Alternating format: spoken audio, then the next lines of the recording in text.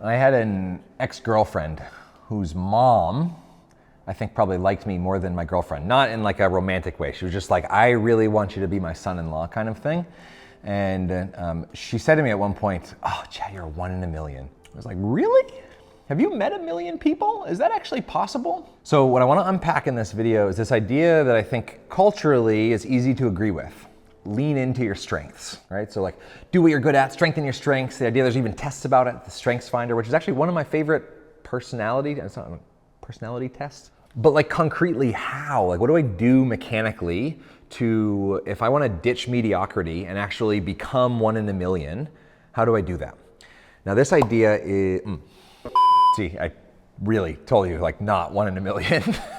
In this video, I'm going to share the idea that I have been most intrigued and inspired by in the last couple years. And I consume and share and like a lot of ideas floating through this prefrontal cortex.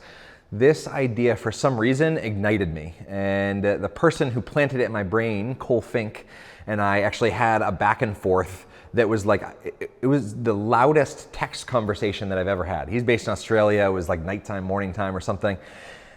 And I could feel the volume of this text conversation going up. And I think the reason was there is some like really cool nugget in here. The problem is if you don't tune in, it's easy to miss. I think this is in some way like it's a smart idea. It actually involves a little bit of math, and I'm not even sure that I've fully grasped it, but I think there's some brilliance. So I'm gonna share with you the math of how to be more awesome, quite literally, and the path to actually be 1 in a million. Or at least to work toward it.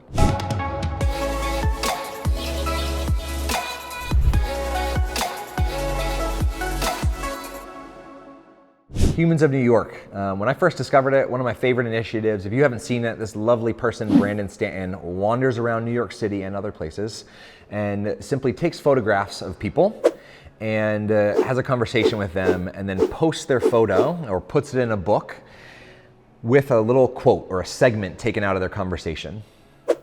And it's blown up, right? It's like Humans of New York is a pretty big movement, or at least it was. I haven't seen it in my feed recently necessarily, but it's like, God, people like Humans of New York. I would say he's much more than 1 in a million. But here's the thing, here's the math of Brandon Stanton. He's not a 1 in a million photographer, and he's not a 1 in a million interviewer. But what Cole realized, my buddy in Australia, is that you don't need to be a 1 in a million at anything. The multiplier effect happens. So probably Brandon Stanton is, and you know, Brandon, if you're watching this, I love you, but he's probably a 1 in 100 photographer. You take 100 people off the street in New York City, and you'd probably find 1 or 2 other people that could take pictures just as good as he does. But interviewing, like try to take somebody off the street in New York and get him to share a core part of their life that is intriguing to the outside world, that's hard. He's probably a 1 in 10,000 interviewer. But if you're in New York and you took about 10,000 people, you'd probably find another interviewer. 100 times 10,000 is 1 million. So I would say that that makes Brandon Stanton, and Cole would say that makes Brandon Stanton, a 1 in a million visual storyteller. Ooh. So what my question to you in this video, and I'd love either during the rest of this video or after, for you to get out a piece of paper and draw 2 columns, 1 in 100 and 1 in 10,000. And can you list out the things that you like to do, that you're good at, that you're interested in, that you're curious about, etc. And can you find a 1 in a million intersection point?